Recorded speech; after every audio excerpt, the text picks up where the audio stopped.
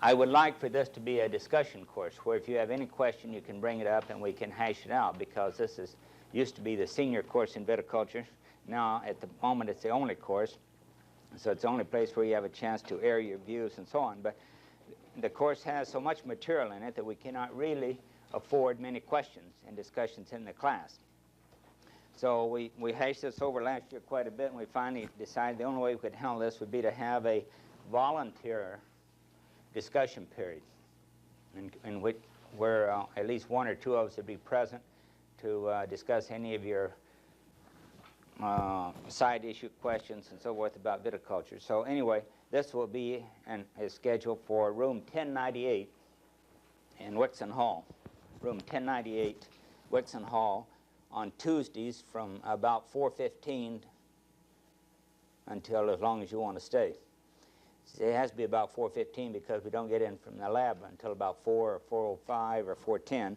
So we have to have time to catch our breaths and get down to the room. So it'll be 1098 Wixon Hall, Tuesday afternoons from about 4:15 on, so long as anybody wants to stay and ask questions and discuss how to get rich growing grapes.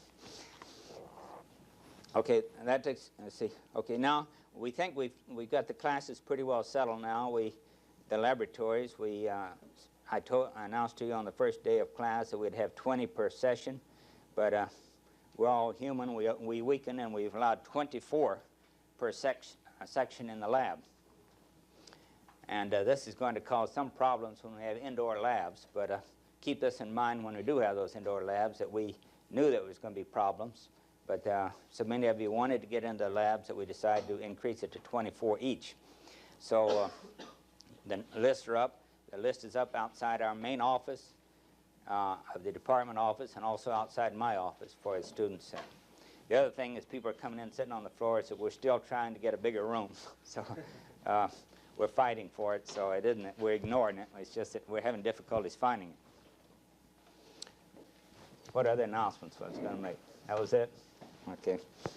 Okay. As I say, we'll have the 73 data on the leading varieties for you next time. We had 80 of them here to hand out, but say, looking this over, I see several errors in it, so we'll have to do it over.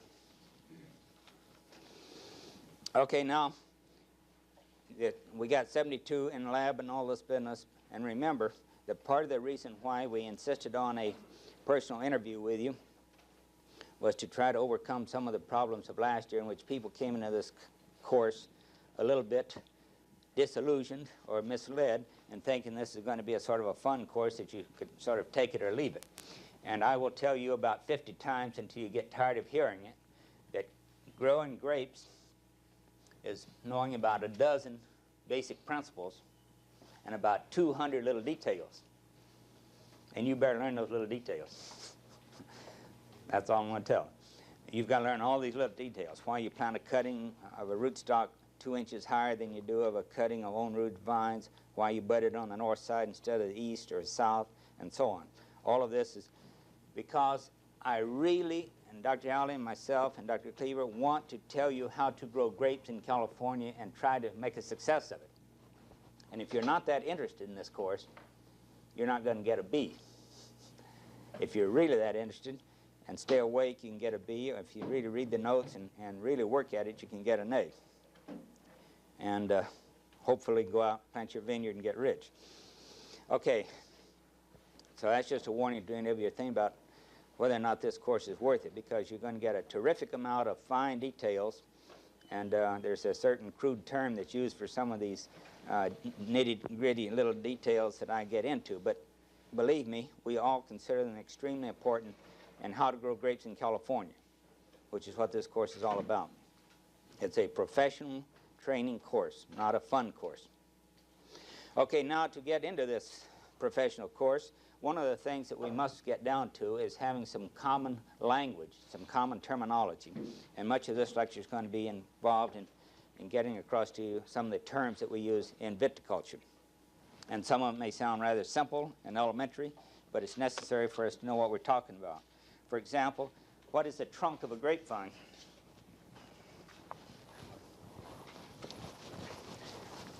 Looks like we have a shortage of janitors as well as electricity and everything else.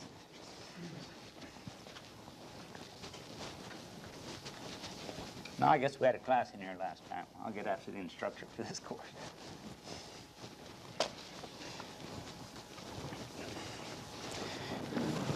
The trunk ought to appear rather obvious that it's the mature, permanent stem of the vine, and that's true if we have a head-trained vine in which we have something like this, and of course this would be the trunk of the vine.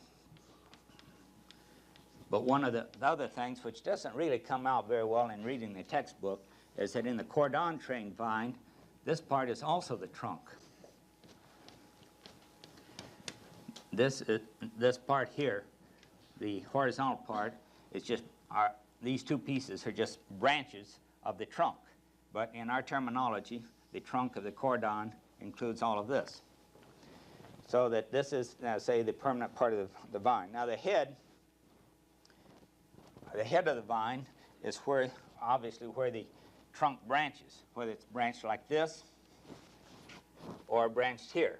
This would be the head of the vine in our terminology, where the branching into these arms takes place. And the term arms applies to these branches at the head of the vine of the older wood.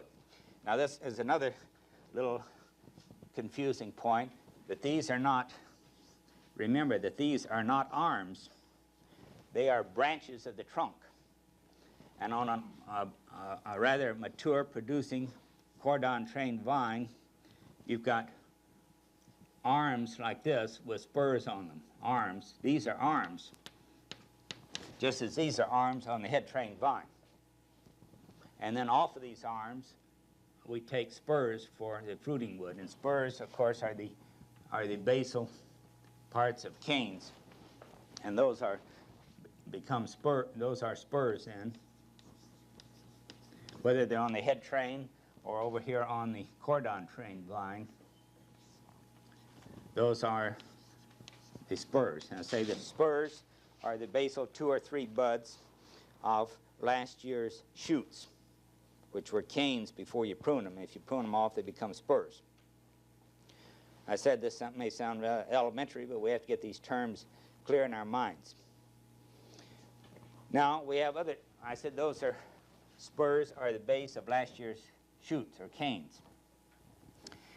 But those canes, let's take one of these situations and blow it up. Last year, we left a 2-bud spur like this on this arm, and they grew out and formed 2 shoots in this fashion. Now this last year was 1 year old, so these canes at this moment right out in the vineyard, these canes arise from a base which is 2 years old, right? So a cane then, in our terminology, a cane is a 1-year-old shoot which arises, I don't know how I can avoid turning my back on half the class in this room, but anyway, a cane is a shoot that arises out of wood that is 2 years old. See, this piece of wood here, right this moment out in the vineyard, is 2 years old. The cane is 1 year old, but we left this spur last year as so last year it was 1 year old, so now it's 2 years old. So canes arise out of wood that is 2 years old. Is that clear? Okay, any cane then that arises, say, from right here, that's wood that may be 3 or 4 or 5 years old. And that is called a water sprout. This is a water sprout. I told you out in the lab that you don't have to take notes out there. We'll cover all this in class. So this is a water sprout, a shoot, which may be just as good as this one over here, so far as fruiting wood and so forth is concerned, but it may, I said, I underline may, but this arises out of wood that is older than 2 years. That's a water sprout. Now a sucker is nothing but a water sprout that arises below the ground level, this being the soil level. And if we have a shoot that arises down here and comes up. This shoot is called a sucker. And you'll find that term kicked around a little bit rather carelessly, but technically speaking, a sucker is a shoot that arises from below the soil surface. Now, even in the textbook, as I've been carefully reading some of the rewriting, Winkler makes a mistake and calls a sucker one that comes off, he refers to as coming off of here somewhere. But technically speaking, we have to distinguish between a water sprout that comes off old wood above ground level and a sucker that comes off the trunk below ground level. Mm-hmm. What would you refer to a water sprout above ground level on your rootstock? On the rootstock itself. Would that be a sucker on the rootstock? I think you would have to say that that really is a sucker. What he's saying is that suppose you've got, here's the ground level, and suppose by some chance you've got a rootstock like this, and then you've got a graft union, and the other part goes on up above here. This is rootstock, a different thing completely from the fruiting variety. And suppose you get a sucker rising here, which you sometimes do. I mean a shoot. I would say that that has to be called a sucker because it's on the rootstock itself. So whether it may be or may not, I've just defined it as such. So a shoot off of the rootstock, we would call a sucker, a shoot off the rootstock. If it is a rootstock, a grafted vine, which is a good point to bring up. Okay, now we've got some of this terminology straight. This head-trained vine with a head and arms and spurs, and the spurs are the basal part of a cane which originates on 2-year-old wood. It can be also the basal part here. Suppose we decide to call that leave that for fruiting wood, we have to say that that's a spur. So it's just the basal part of 1-year-old wood, period.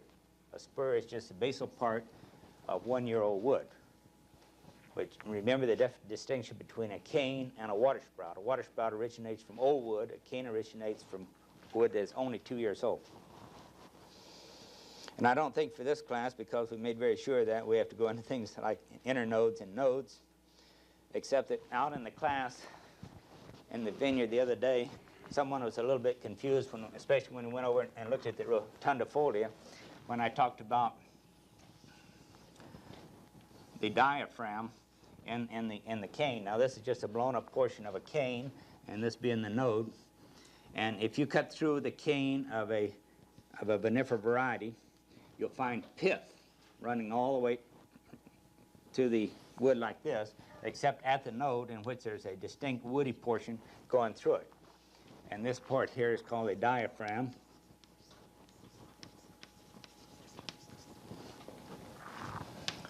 And you get this in vinifera and labrusca, but I was pointing out there that in Rotundifolia, this diaphragm is missing, and you just have the pith running continuously right down through it.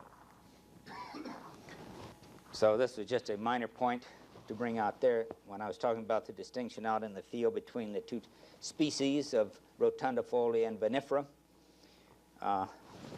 Rotundifolia, remember, is this native grape. I think I sort of shortchanged this the first lecture. Rotundifolia is the native species that is the basis of the industry, such as it is in the southeast United States. The ones I told you shell off like marbles and break clean, has very aromatic flavor, is almost a subspecies distinct from vinifera. Okay, then we're still going along with some of these definitions, and we get down to the grape bud, and this is rather completely different from what most of you know about plants, and that when you look at this grape bud, and you're going to dissect it later on so you'll know very well what's under it. This is the cane. This is a blow-up now of a cane, and this is the bud, but you'll find out that underneath this so-called bud or bud scales, that on the average you have 3 growing points. So we call this the bud, and because we don't know anything else to call these things, we call them growing points. And we call them the primary, secondary, and tertiary, just because this is the biggest, This is the second size, and so often this is very small. So you have primary, you have three, normally you have three growing points: primary, secondary, and tertiary. And you, I say later on in lab, you'll dissect these and draw them. Tertiary growing points underneath this bud. Now this is an extremely important point so far as grape growing is concerned.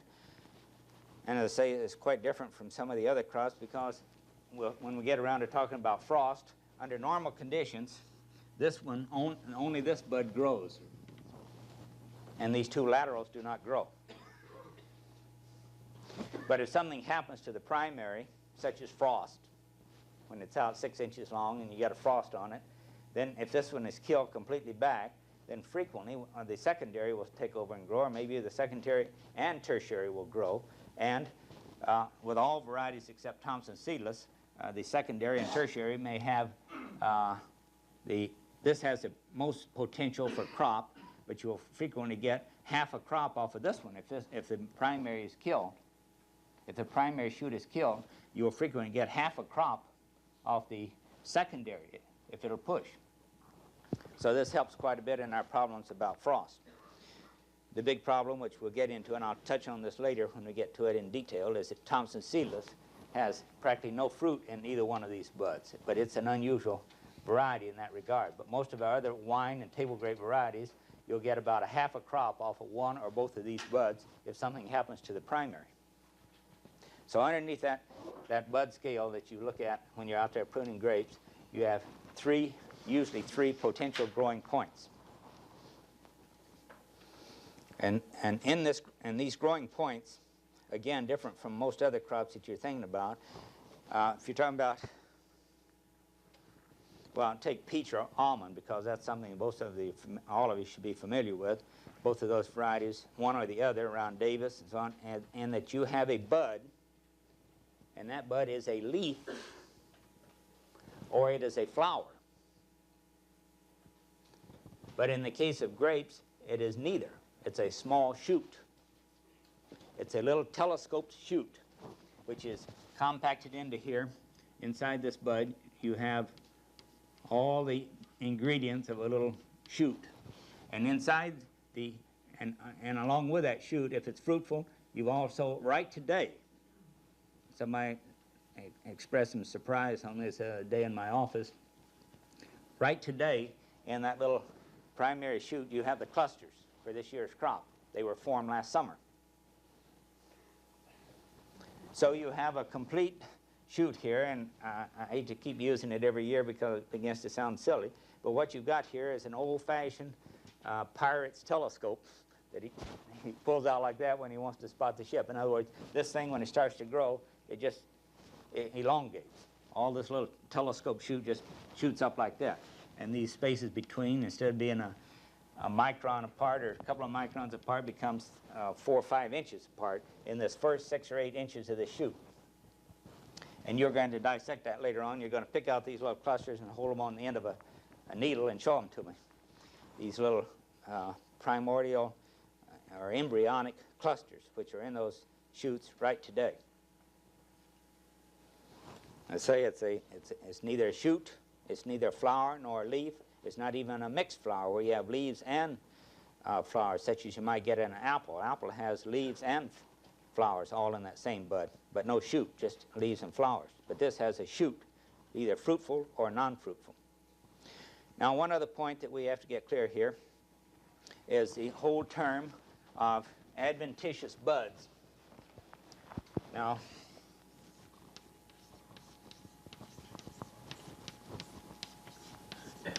adventitious buds. And one of the reasons I wanted you to know something about botany is to know what we meant by adventitious buds. And the grape does not have any. There are no adventitious buds in grape. Now, what is an adventitious bud and what is a regular bud? In grapes, if you're going to get any shoot growth at all, it has to come from a bud that was formed on a shoot sometime in the past. It may form a sucker here underground. It may form a water spout here on the trunk. But if you go in and slice through this trunk, you can see that this bud which pulled out of here and you thought was just a adventitious, meaning just arising spontaneously, so to speak, you'll find that it really, if you dissect that trunk, you'll find that it came from a bud that was laid down in the original growth of the first year shoot. It just didn't push. But to really get home the point that I'm talking about, I can give a couple examples. I like to give an example of citrus, but a lot of you aren't familiar with citrus. But you can take an orange tree. You can take a young orange tree and go out and cut it off. Cut it off right here. Just whack it off. And within a few weeks, you get a whole lot of shoots coming right out of here. Just out of the middle of nowhere, out of the middle of internodes, wherever you want to do it, you'll get a whole mass of shoots coming out.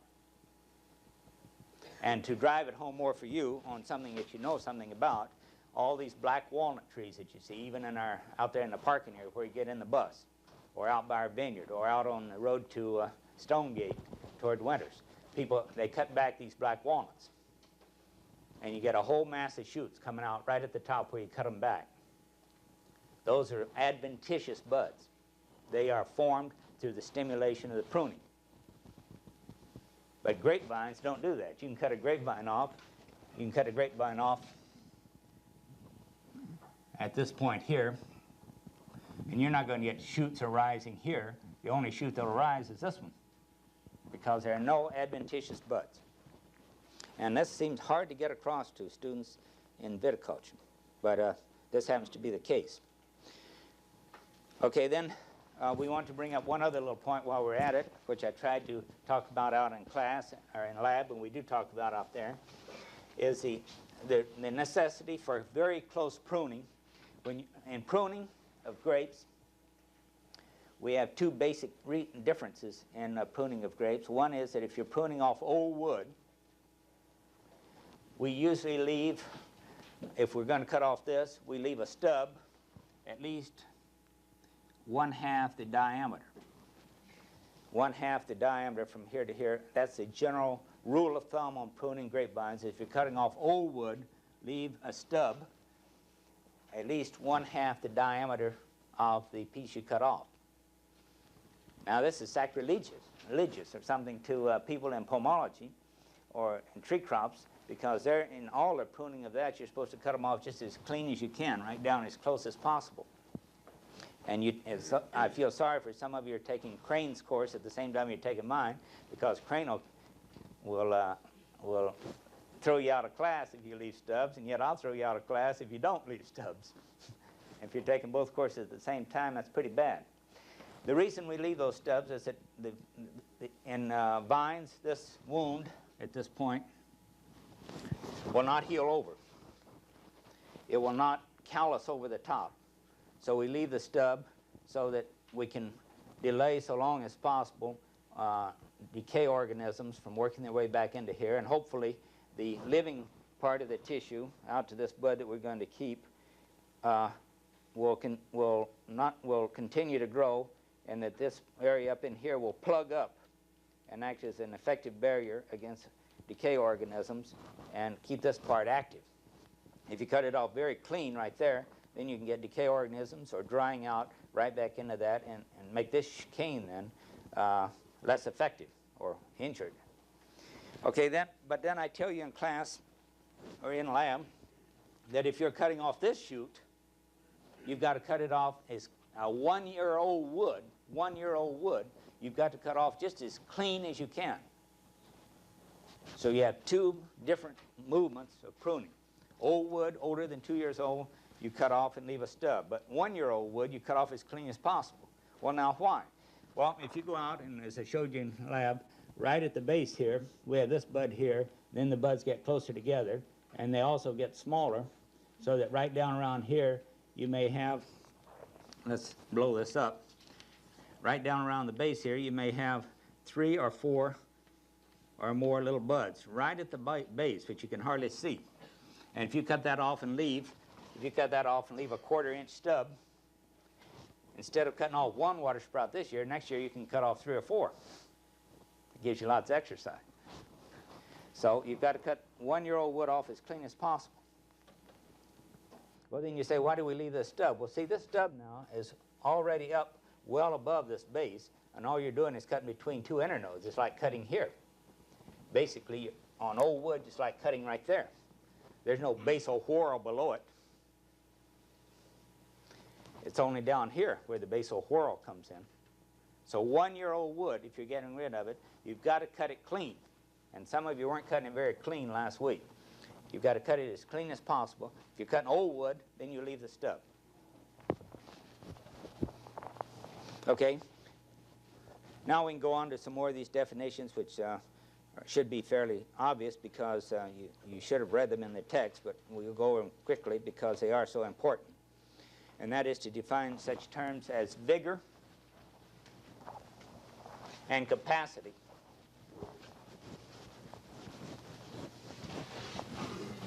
Now, vigor, when we're talking about grapes, you should conjure up in your mind that we're talking about individual shoots and the rate at which those individual shoots grow. And we use vigor and consider vigor, more importantly, when you're training young vines, because we're trying to get vigor into individual or reduced number of shoots while we're training the vine. And I don't think that term is very hard for you to understand. The term which is difficult to, and which is all important in this course, especially this winter course, is the term capacity.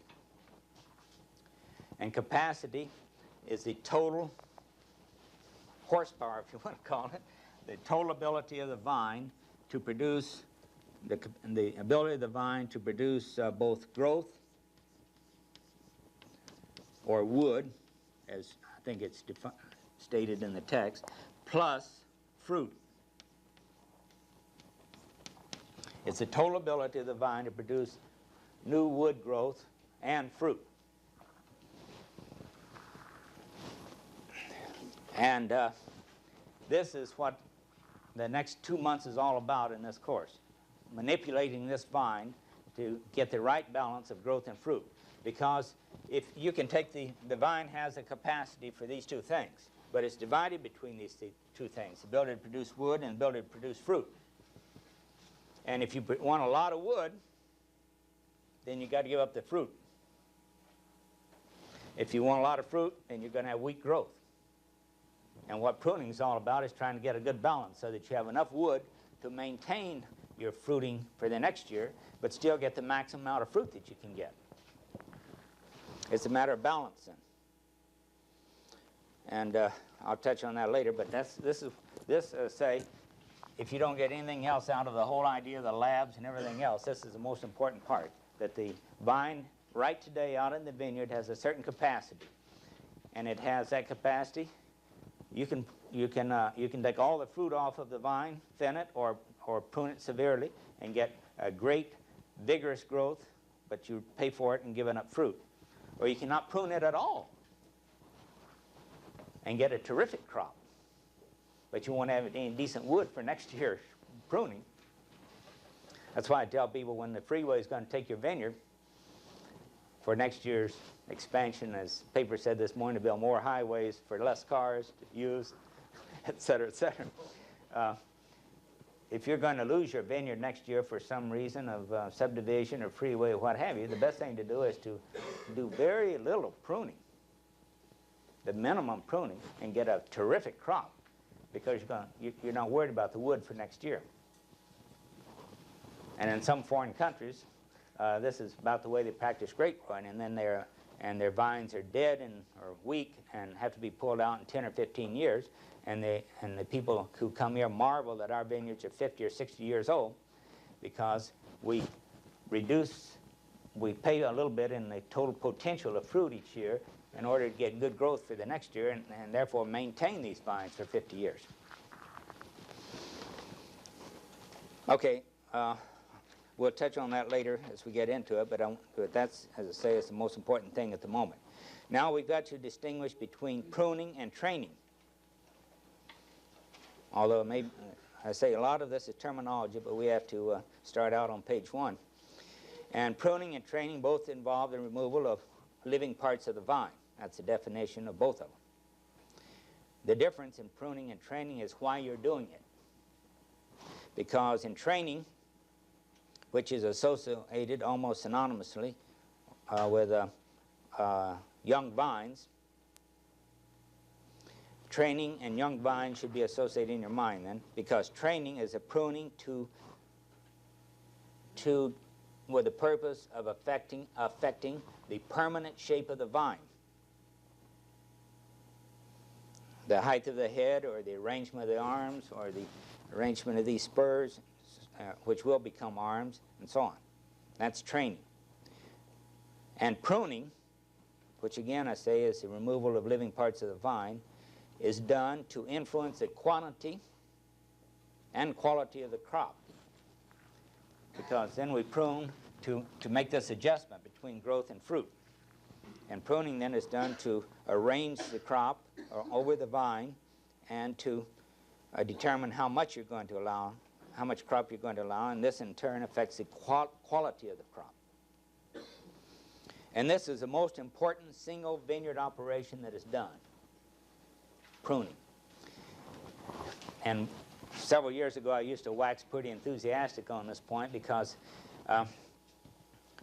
it used to seem so foolish to have growers who would worry themselves sick over irrigation and fertilizer and maybe mildew control and all this, but they would hire anybody who walked up to their front yard and asked for a job to prune grapevines. The most important operation that requiring the most skill and the most knowledge in the vineyard, most California grape growers hire anybody who walks down the road and has two hands that can make a pair of pruning shears go click, click. Why? I really had a terrible experience in this regard, once because, as some of you may know, I do my basic research is fertilizer, and I put on a big experiment over in Napa Valley to see whether or not we get a response to nitrogen. And then when I got the data in at the end of the year, it didn't mean a thing. So I was pretty persistent on this point, and I plotted the rows. There was 2 treated, 2 untreated, 2 treated, etc., for about 15 or so replications, 30 different plots. And I had a real interesting thing come out of it. Here's my data of the yields from that experiment, up and down. And the N means the nitrogen plots. And then when I looked at it for quite a while and tried to figure it out, I figured out what was wrong. The guy had 7 pruners, and one of them was a real dud. So every 7th row is a low yield. Every 7th replication, right down the line. There's one place over here where there's a break of 14 because that was the next day, and they switched. So see the difference in pruners? Because they hired one guy who just barely knew how to swing the pruning shears. Look at the difference in his yield. All those low points are multiples of 7. 7 pruners.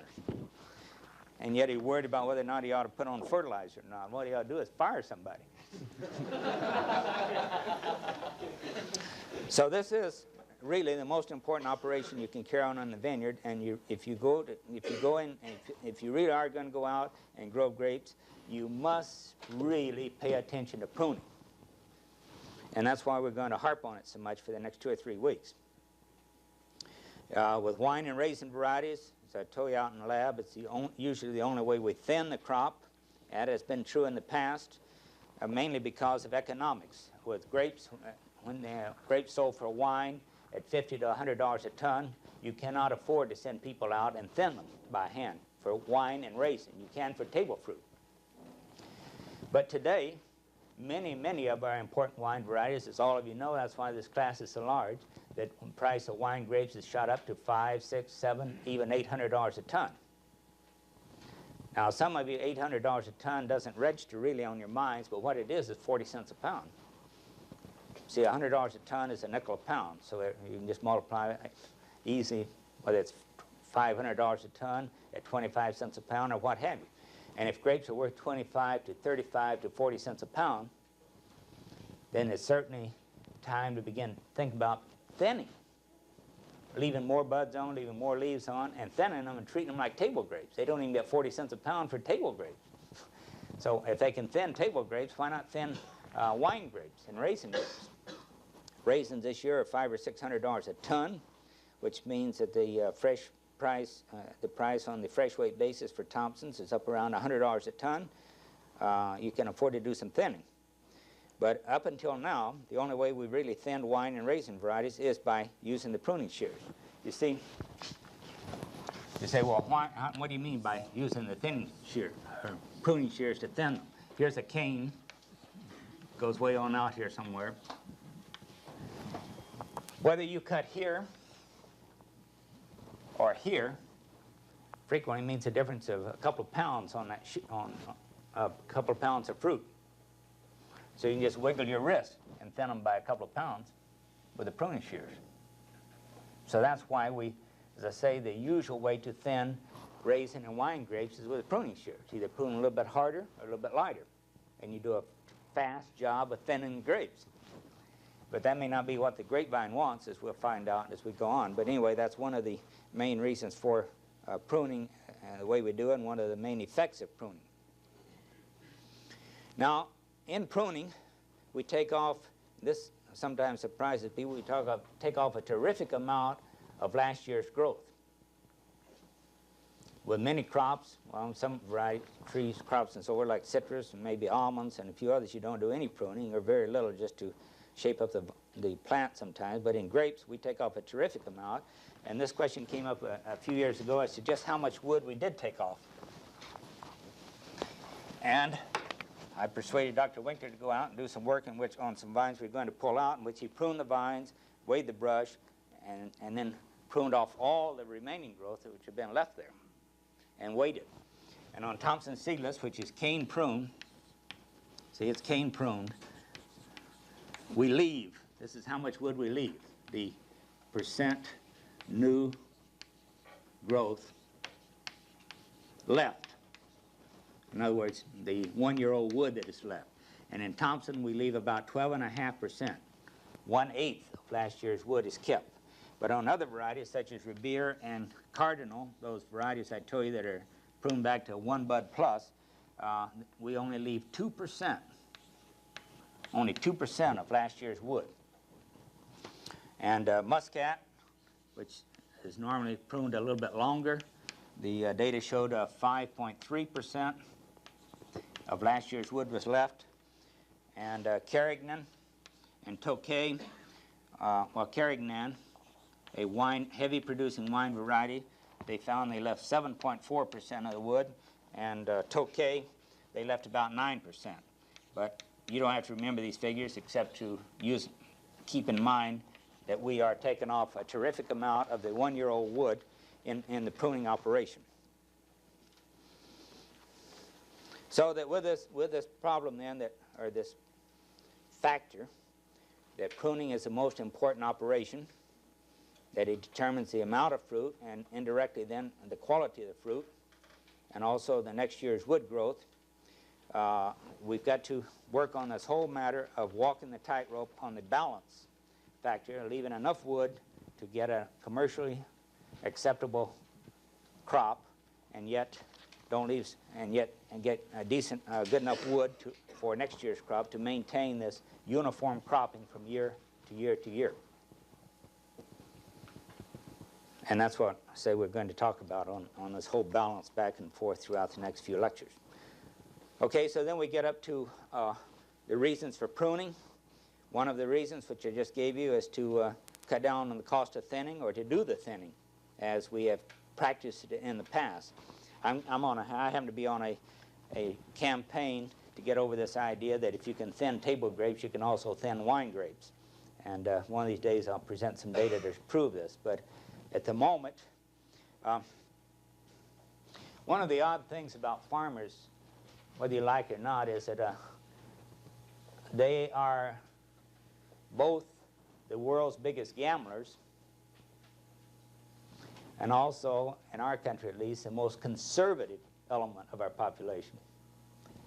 And by conservative in this case, I mean the most resistant to change. Now, why are they the biggest gamblers?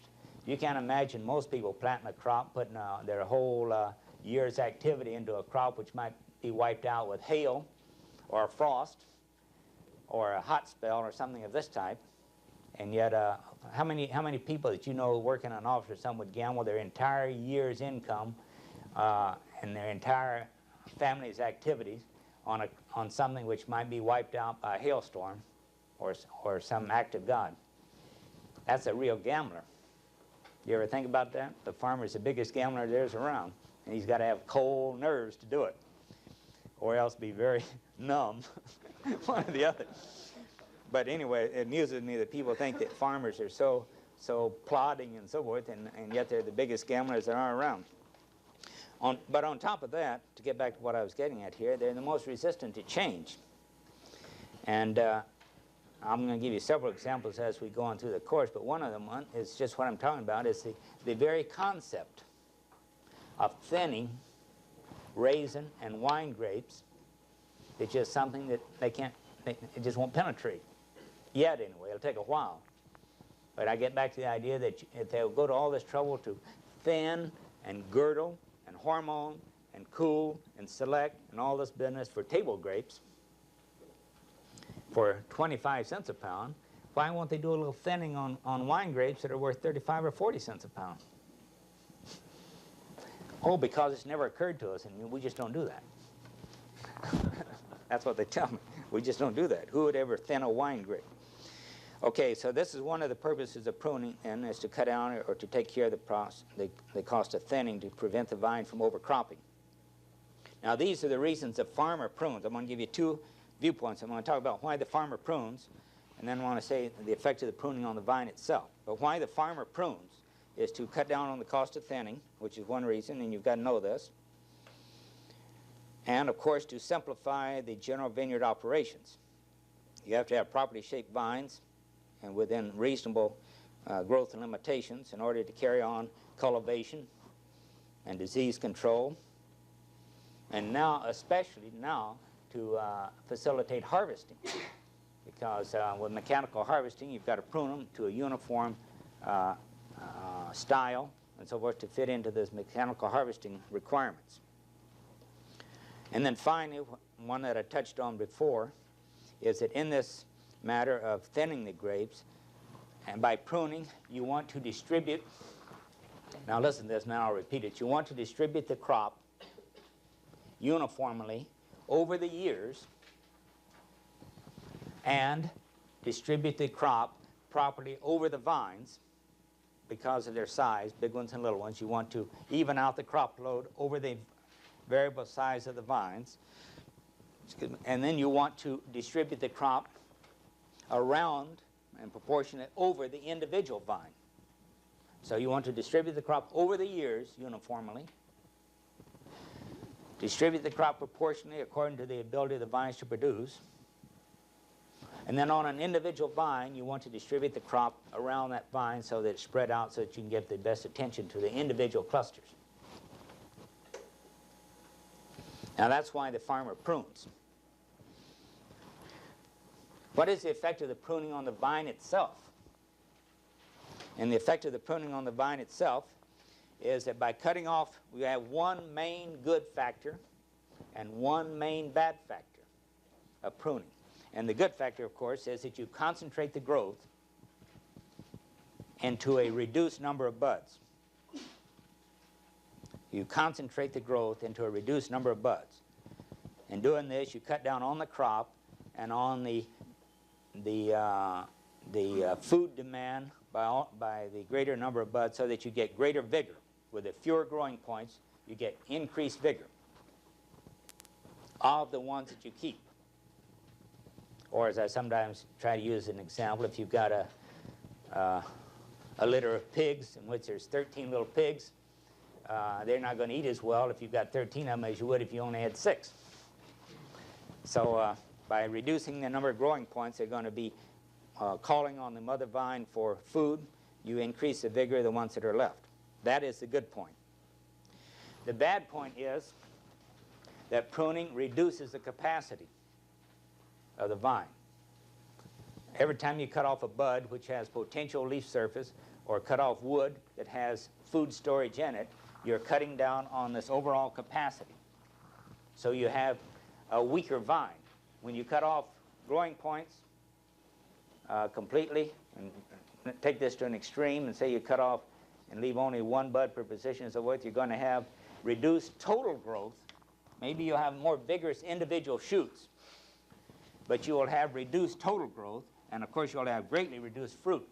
And so this total factor of capacity is reduced by pruning. So once again, in practice,